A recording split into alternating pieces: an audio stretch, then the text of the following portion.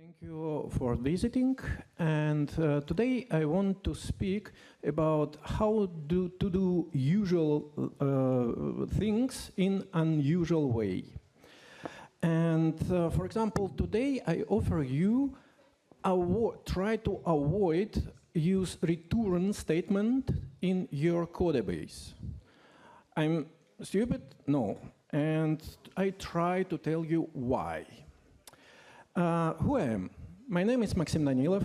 I'm Python and Django developers for backends many years, and I love different reactive frameworks.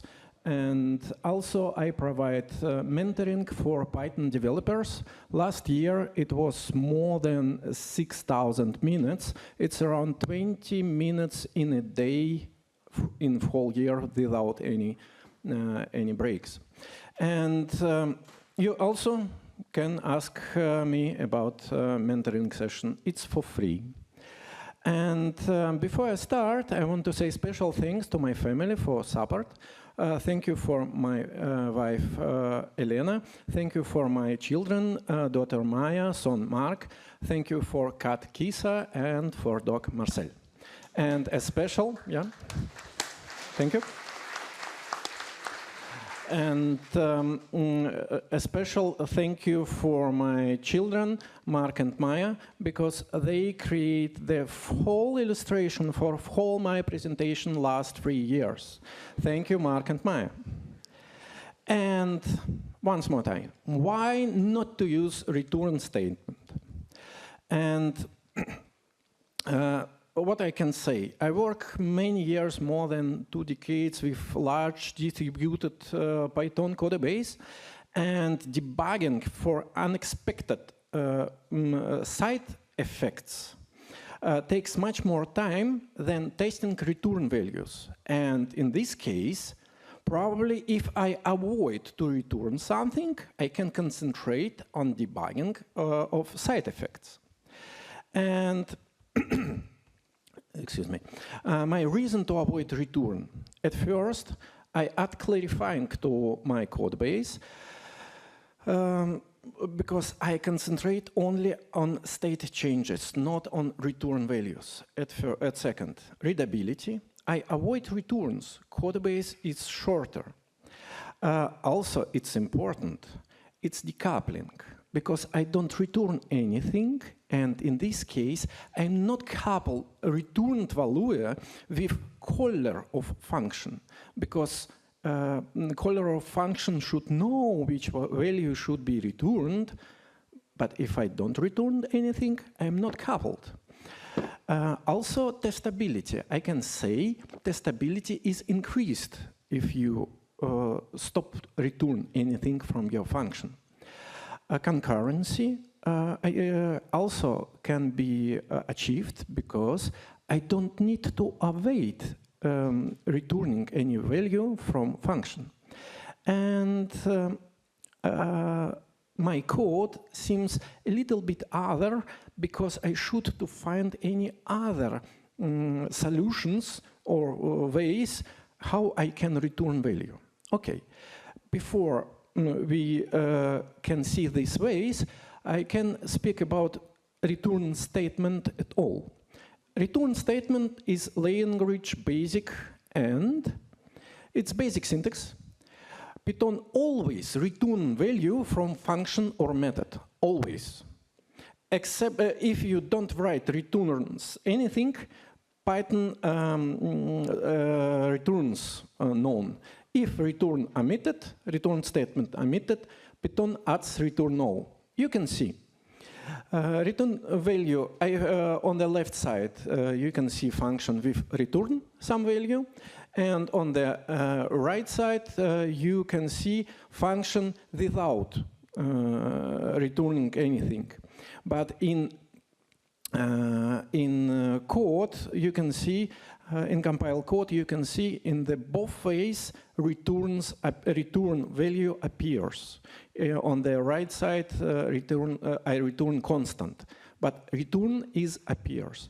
And I don't like it. It means Python is not optimized for function which not return values. But okay, who am I? I'm only a developer. And Python is Python. But return is not always return. What I mean? If we start to speak about return in generators, this is a function which use yield. Return value, if appears in function, it's semantically equal to rise stop iteration. It's accordingly PEP 380. But not, because the new PEP, new PEP 479, says all stop iteration is equal, but some stop iteration is more equal than others. And I'm completely disagree from this, but sometimes you can see stop iteration value, and in other case you can see runtime error stop iteration value. This is Python. This is not me. And also you can see more criticism of this PEP from my different talks, because I'm completely not agree what happens with this PEP. And if I made some recap from my previous sentences, return statement. We can avoid using return, but this is not a rule. Return with inline computation a little bit more efficient, and in CPython, return none is not optimized. And return is not always what it seems. Okay, and if I think against return, I try to think how I can avoid it. And I have some hero, Captain Abivius, and I can ask, Captain Abivius, how to avoid return? Captain Abivius says, don't use return in your codebase. Amazing. Thank you. The next answer, get data from methods by any other legal mechanism. I have not thought about it. And explore alternative data flow strategies. Okay, thank you, you helped me. Okay, the first advice, don't use return in your code. And usually, some frameworks allow it. For example, this is example from Django. Some frameworks allow skip return because I write the code in declarative style. It means any framework which allows you to work in declarative style help me to create class. And this is standard endpoint class-based view in Django. I declare the model article response classes at all. You don't see any return in definition of my class. The second possibility, which drawn above, article detail response. If I want to change anything, I can override init method, and init method also don't return, should not return anything. You still don't see any return in my code. Okay, some construction also help me to avoid some returns. For example, context manager. Context manager, who use context manager? Anybody. But context manager exactly did what I want. Context manager add in context something what I can use, but we don't meet any return there. And the first time they meet their other statement, yield. It means yield it's much more powerful than they can imagine. Okay, and also we can avoid use return in code with properly chosen tools. At first, frameworks can allow to write me declarative code. At second, methods like init don't have return, and I can override these methods. Context manager help add me value to context. And of course, if I use code generation tools, it means I don't write any returns. Code generation tools by text specification. It's amazing tool to help me avoid test returns. Okay. Return statement not needed at all in some special way of coding. For example, finite state machine paradigm, we don't need to have any return. Who use FSM paradigm? Final state machine? Nobody. Okay, somebody, sorry, excuse me. Me too. Okay, we have, for example, this is example from final state machine. And in this example, we can define some state. We can define some transition from one state to other state, and we can define some callbacks, what should happen if some transition happens. And after that, we can only send events in our object, and this object perform transaction themselves. It's easy, and also from my last talk, it was asked how I can use emoji in Python code. I can use it, but for that we need a small library, Pythongy. And in this case, you can use emoji like value names. Okay, a self-mention example, you can see. This is for example from real world. We can create superhero. My cute superhero, Supercat. And I can say, Supercat, wake up. And I can ask state of Supercat, Supercat, are you rescue the world? Nope. And after that, Supercat get a distress call. And like entry information is a voice stream. And state of distress call, state of Supercat after the distress call is saving the world. And after that happens event complete mission. And what happens? Supercat, how many, what you did, what you rescued? He answered me, whole world. Thank you. This is example from real code. You can check it in my repository. You can test it. You can speak with Supercat if you want. And also I use Pythongy to write this code with emoji. And final state machine principles is we have states of object. And the states change it through transition. We have condition based on states. It's checked on transition, can transition happens or not. We have transition callbacks. They called from events. And working with states is except through events. It's pretty funny how it works, but I can say in every shop e-commerce, in every e-commerce solution, if you have order model goes through similar state changes and conditions.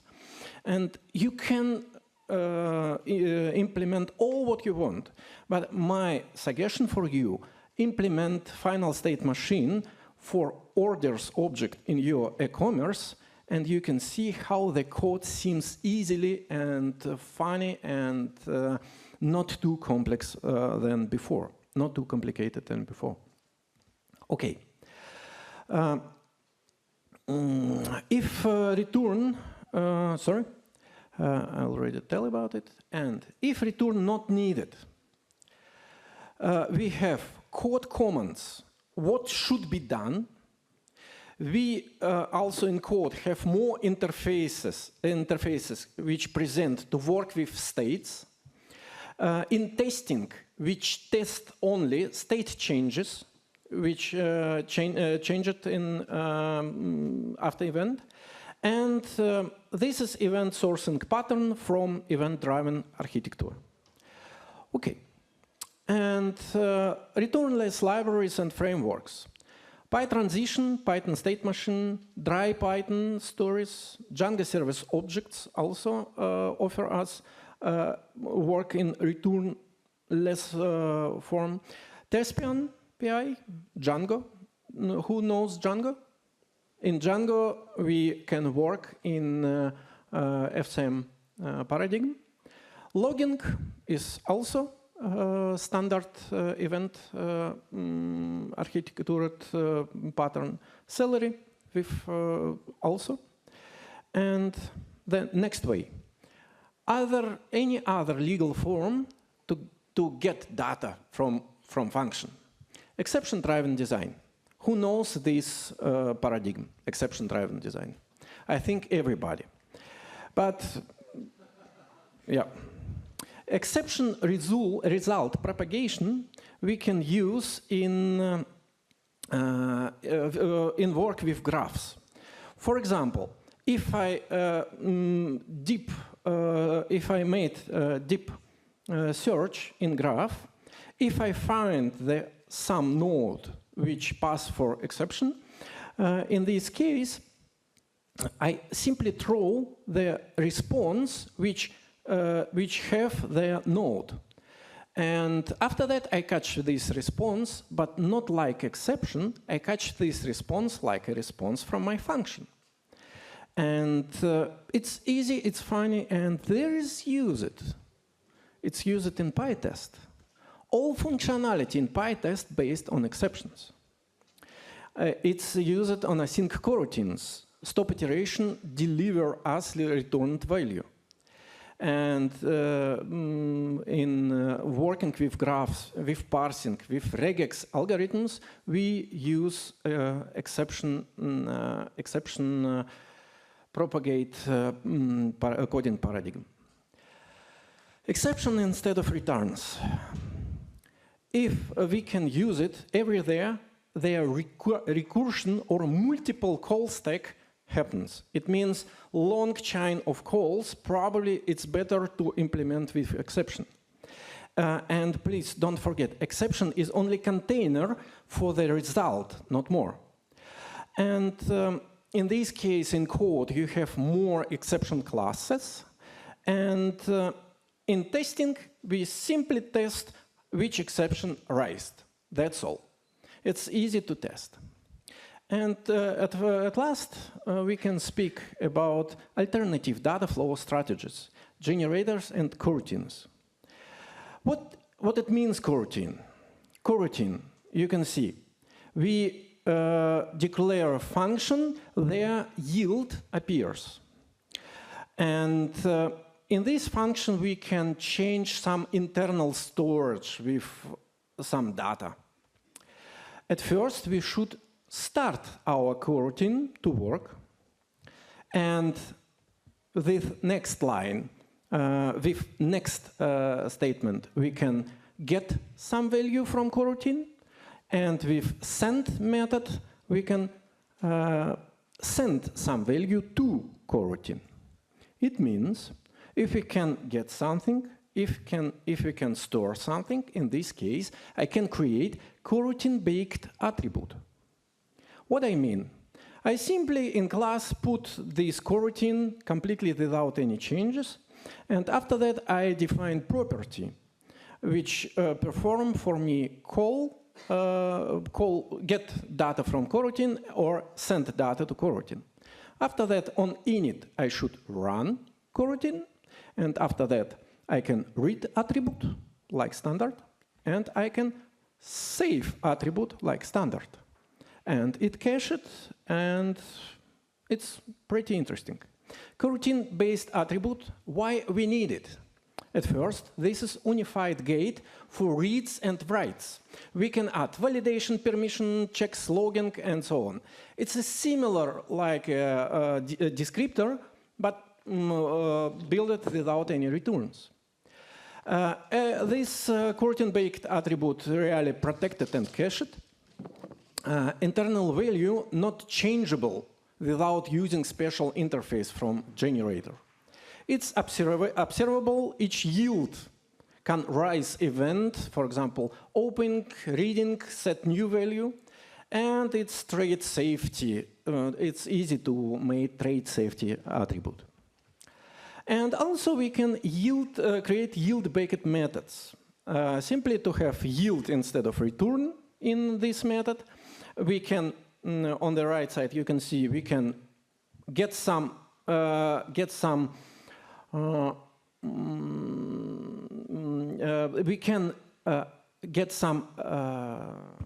sorry? Yeah. Okay, we can at first define result which I want to calculate, but I not calculated yet. This is standard lazy structure of Python.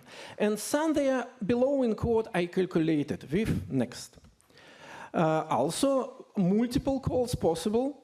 I define the coroutine, and after that I start the coroutine and I can send new value and get result. I can send other value and get result. This is standard method. Interesting is what I can in method perform previous some heavy computation, and it helped me. Thank you. And it helped me to store some additional data. Okay, why? Why we need it, Max? Why? Generator-based methods is always lazy. It's important. Python is lazy, but 99% of users don't use it. Also, generated-based methods is always cached or carried. We can store some data before get result. And if you use one-time method, which call it by default, it forces you to invent something, not to call many times the same method, not to call many times the same computation. It's important to think effectively. And then not to drop return. Hey, Max, may I use a return normally? Please. Yes, of course. Please, use return if complexity of your code grows. Please use returns. If framework or library contract expect returned value, please use returns. It's not deprecated or something.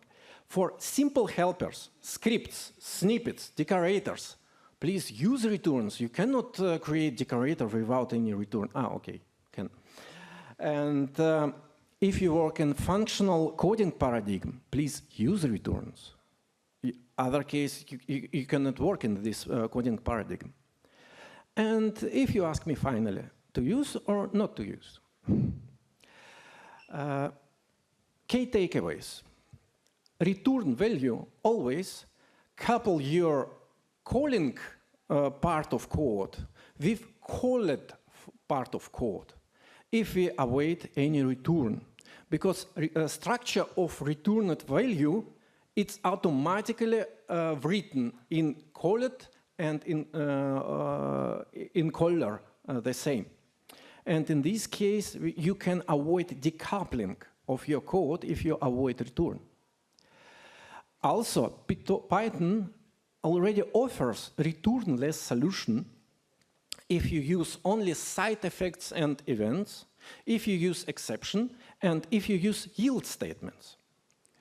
And if you choose pattern properly, you know in which cases you use return and in which cases you should not use it. And you can try yourself it at home. You can simply go to home, find the first pet projects which you have created. Please find their return line, add log line instead, and you can see which test really breaks. And if it not breaks, probably your return not needed in this function. Thank you for your attention. Right now, time to yield question and return answers.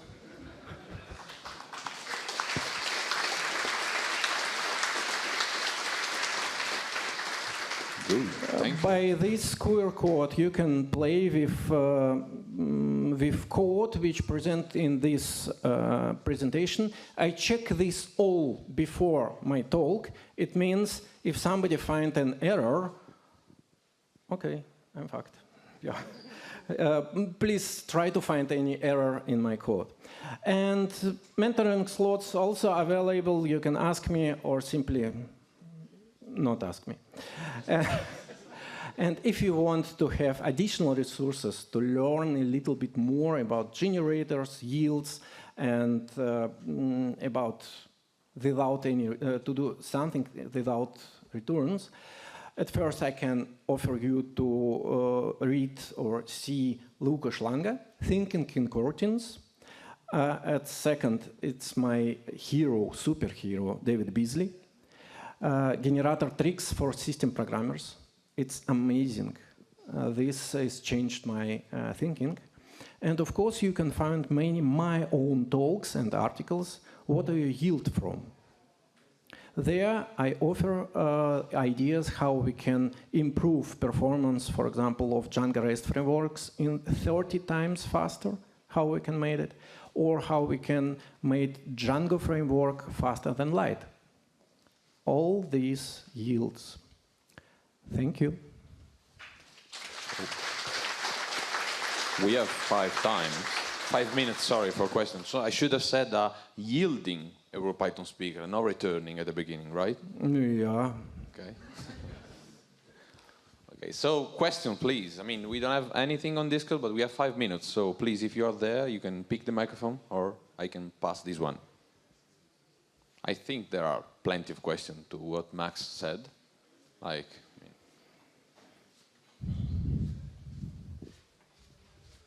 no? Come on. Ah, okay. Ah, you have one?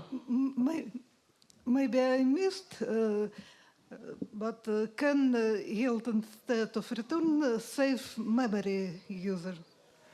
You not missed, I don't say about it, but if you work with a big quantity of data, of course, yield of every calculated result, it's more memory efficient than calculate result, and after that, pack it in whole answer. Of course, this is memory saved technique, of course, but not performance saved technique, only memory. Oh. Good mention. Thank you. Welcome. You had a question? Not really a question, but just to point out another advantage of this technique, it's if you want to write a library that works with both async and sync, because you can like yield something and the caller has to do the thing, do the I/O and reply the value. So it's a trick that can be very useful. It's used in HTTPX, authenticate, for example. Yeah. Of course, this is not a question, it's more than like sharing experience. But if you work with async awaiting paradigm, of course, this idea, you use this idea. You can say, I don't use it, but you can meet this structure there. You don't return anything, you await results. And in this case, it's exactly created without any return, with stop iteration and yielding. And the best explanation how it works created Dave Beasley. He created async await technologies 4 years before async await appears in Python. Yeah, Beasley is simply genie for that. Okay, thank you. Next question.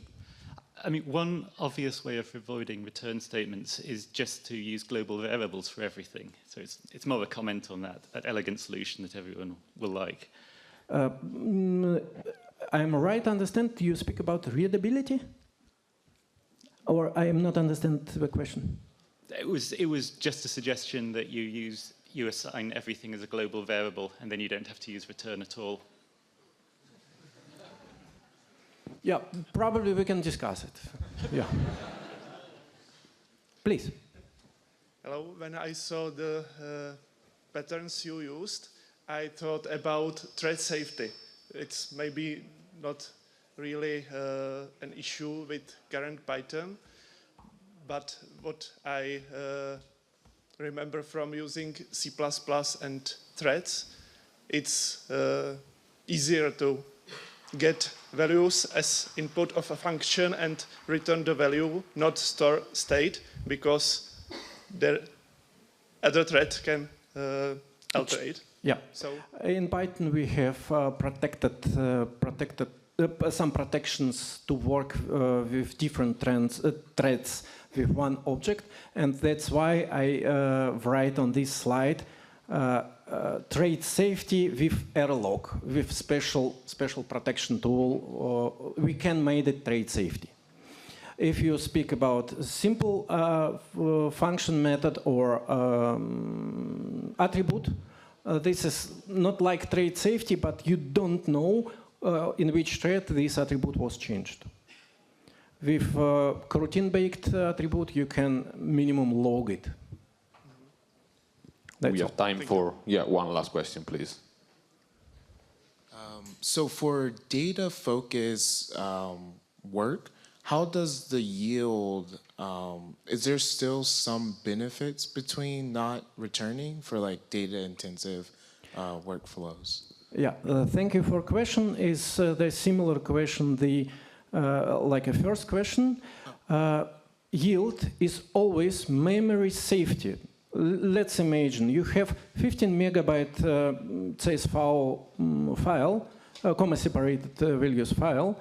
You can go through only one line, perform computation, and yield only computation only for this line. I see. You don't store the result somewhere, and on the next step you compute the next line, only next line, not more. And this is memory safety, but problem is because you have context switching, this is performance reduced. How many? It's around from 4 till 11% slower. Okay. In Python 3.11, probably it's already improved. I don't know. Who knows? It's improved, yielding or list comprehension. In which version of Python it was improved the performance of list comprehension? Okay. 3.11 is already improved. Okay. Thank you for core developers. Thanks. So we are, So thanks again, Max. Please, let's another applause.